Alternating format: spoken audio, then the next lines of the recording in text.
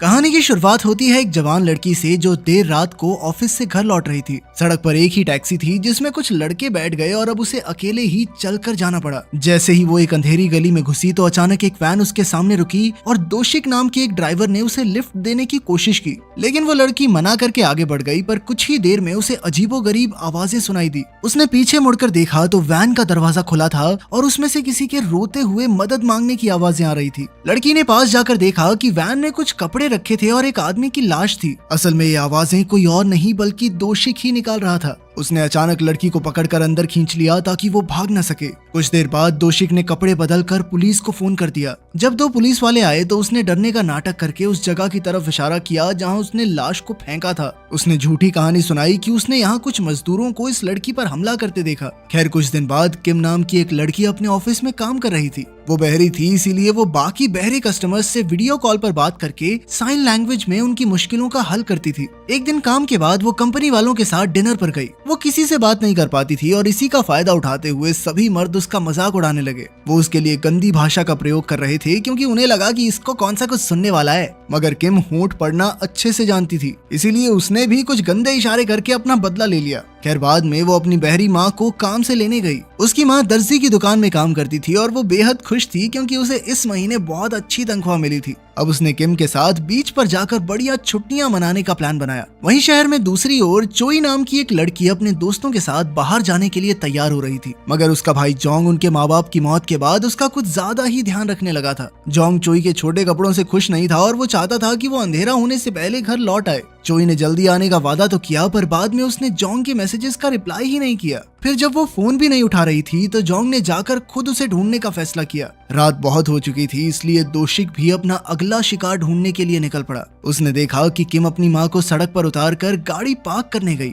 इसलिए वो किम के पीछे चल दिया। पर तभी उसे गली में चोई दिखाई दी तो उसने चोई पर हमला करने का फैसला किया। वो भागकर अचानक चोई पर कूद गया और किसी को इसकी भनक तक नहीं लगी क्योंकि किम की माँ तो बहरी थी। अब चोई पर हमला करने के बाद वो किम की माँ की ओर बढ़ा पर अचानक वहाँ जोंग आ गया और किम की माँ से अपनी बहन के बारे में पूछने लगा। जोंग के जाने के बाद किम पार्किंग से वापस आ रही थी तो अचानक एक अंधेरी गली में उसने एक सफेद जूता देखा। वहाँ कोई मदद की गुहार लगा रहा था मगर किम उसे सुन नहीं सकती थी। तभी दूसरा जूता गिरा तो उसने अंदर जाकर देखा कि चोई खून से लथपथ मदद मांग रही थी। तभी अचानक दोशिक किम पर कूद पड़ा, लेकिन चोई ने उसे धक्का दे दिया ताकि किम भाग सके। अब किम भागकर पार्किंग की ओर गई और गाड़ियों के बीच छुपते हुए पीछे के दरवाजे तक पहुंच गई। वहां लगी कुंडी से बहुत आवाज आ रही थी, इसलिए उसने बहुत धीरे से कुंडी खोलने की कोशिश की। आवाज सुनकर दोशिक भी वहां पहुंच गया, लेकिन ऐन वक्त पर किम ने दरवाजा खोल दिया। दरवाजे पर बाहर से जंजीर बंधी हुई थी, इसलिए वो पूरी तरह से नहीं खुला, लेकिन किम काफी पतली थी, इसीलिए वो आसानी से दूसरी ओर चली गई और दोशिक वहीं फंस गया।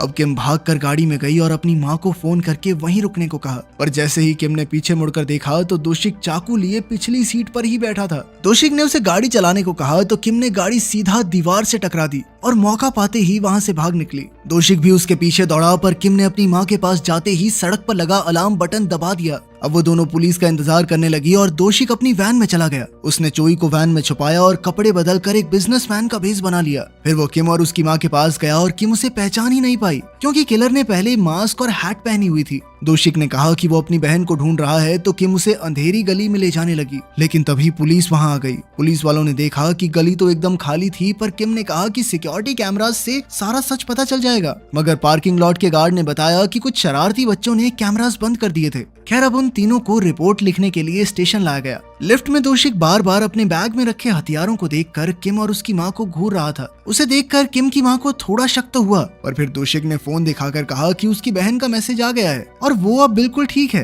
कुछ देर बाद किम ने अपना बयान दिया, मगर लाश या किलर की पहचान के बिना पुलिस क्या ही कर सकती थी। तभी एक पागल बुढ़ा दोशिक को बुरा भला कहने लगा। फिर दोशिक ने भी धीमी आवाज में उसे बेइज्जत कर दिया, जिसके बाद बुढ़ा तो उसके ऊपर टूट पड़ा। इसी जद्दोजहद में दोशिक का सफेद फोन नीचे गिर गया और किम की माँ ने वो फोन उठाया। फिर पुलिस वाले बुढ़े को खींच कर ले गए और दोशिक अपना फोन वापस लेकर किम का बयान देखने लगा। इसी बहाने उसने किम के घर का एड्रेस याद कर लिया। तभी किम की मां ने किम को बताया कि इस आदमी के पास 2 फोन हैं। फिर दोषिक उसे देखकर अपने बैग के हथियार देखने लगा। तभी अचानक जोंग एक पुलिस वाले के साथ वहां आया और कहने लगा कि उसकी बहन लापता हो गई है। ऑफिसर ने उसे चोई की तस्वीर बाकी तीनों को दिखाने को कहा। दोषिक ने झूठ कह दिया कि उसने चोई को नहीं देखा, पर किम ने उसे तुरंत पहचान लिया और जोंग को अपना बयान पढ़ने को दिया। अचानक वो पागल बुढ़ा फिर से अंदर घुस आया, जिसके तुरंत बाद पुलिस वाले उसे बाहर ले गए। और यही मौका देखकर दोषिक ने किम की मां से कहा कि अगर वो हिली या कोई भी चालाकी करने की कोशिश की तो वो किम को जान से मार डालेगा। फिर दोषिक ने उसे बैग में रखे हथियार दिखाए और एक चाकू लेकर किम की ओर बढ़ने लगा, मगर किम की मां वक्त रहते शोर मचाने में कामयाब रही और अचानक जोंग ने पीछे मुड़कर दोषिक का चाकू पकड़ लिया।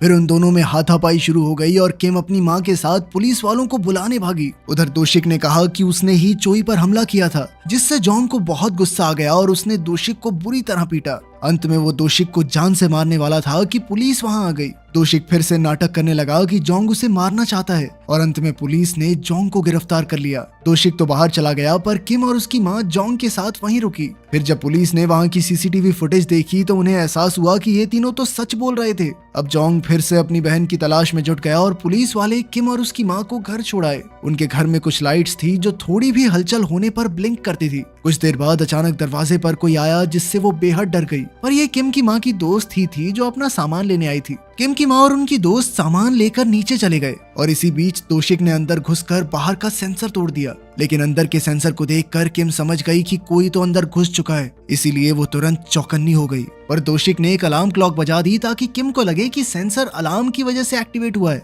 बाद में जब किम अपने कमरे में थी तो दोषिक ने बाहर के सारे सेंसर बंद कर दिए। इधर किम ने जोंग को मैसेज किया क्योंकि उसने किम को अपना कार्ड दिया था। वहीं दोषिक ने अपनी कुल्हाड़ी उठाई और वार करने को तैयार हो गया, पर तभी किम ने देखा कि एक खिलौना हिल रहा था पर सेंसर एक्टिवेट ही नहीं हुआ। वो समझ गई थी कि कुछ तो गड़बड़ है और उसी समय दोषिक ने उस पर हमला किया, पर वो ऐन वक्त पर पलट गई। वो दूसरे कमरे में भागी और दरवाजे पर ड्रेसर अटका दिया। फिर उसने जोंग को मैसेज करके कहा कि किलर यहाँ है। फिर उसने अपनी माँ को मैसेज करके ऊपर आने से मना किया, पर उसकी माँ ने कहा कि वो तो अंदर आ चुकी है। अब किम उन्हें बचाने के लिए फटाफट ड्रेसर हटाने लगी, लेकिन अपनी माँ के मैसेजेस को देखकर उसे थोड़ा शक हुआ क्योंकि वो इतने सही स्पेलिंग्स तो नहीं लिख पाती थी। तब उसे एहसास हुआ कि जरूर ये मैसेज दोषिक ने ही किए हैं और फिर वो वहीं रुक गई। अब दोषिक उसका दरवाजा तोड़ने लगा, इसलिए किम खिड़की से कूदकर भाग गई, जिसके बाद उस हत्यारे ने वहां भी उसका पीछा किया। लेकिन फिर जोंग भी वहां आ गया और दोषिक का पीछा करने लगा। आखिरकार दोषिक किम पर हमला करने ही वाला था कि जोंग वहां आ गया। तब दोषिक ने धमकी देते हुए कहा कि अगर वो मारा गया तो जोंग अपनी बहन तक कभी नहीं पहुंच पाएगा। दोषिक ने जोंग को एक लोकेशन भेजी और कहा कि इसमें से और अपनी बहन में से एक को चुन ले। तब जोंग किम से माफी मांगकर अपनी बहन को बचाने लोकेशन पर भागा। ये लोकेशन किम के घर की ही थी, लेकिन दोषिक ने झूठ बोला था क्योंकि वहां तो कोई भी नहीं था। उधर दोषिक ने जोंग को फोन करके कहा कि उसने किम को ना बचाकर बहुत बड़ी गलती कर दी। तब किम उसकी आंखों में धूल झोंककर फिर से भाग निकली। वो जोशी की वैन के पास पहुंची तो चोई बाहर आकर मदद मांगने लगी। उधर जोंग और किम की मां किम को ढूंढने आए, मगर वहां तो कोई भी नहीं था। पर चोई रुक गई क्योंकि उसने जोशिक को आते सुन लिया था। फिर किम ने चोई को जोंग को बुलाने को कहा और खुद चाकू लेकर जोशिक के सामने आ गई। वो जोशिक का वक्त बर्बाद करने की कोशिश कर रही थी ताकि जोंग समय पर वहां आकर उन्हें बचा सके। जैसे ही जोशिक दौड़ा तो किम अलार्म दबाकर फिर से भाग निकली। इधर चोई ने जोंग को फोन किया और उन्होंने चोई को एम्बुलेंस से हॉस्पिटल पहुंचा दिया। चोई ने जोंग और किम की मां को रास्ता बताकर किम को बचाने को कहा। किम दौड़कर बाजार में घुस गई थी और उसने लोगों से मदद मांगने की कोशिश भी की, पर क्योंकि वो बोल नहीं पा रही थी इसलिए किसी ने उस पर ध्यान नहीं दिया।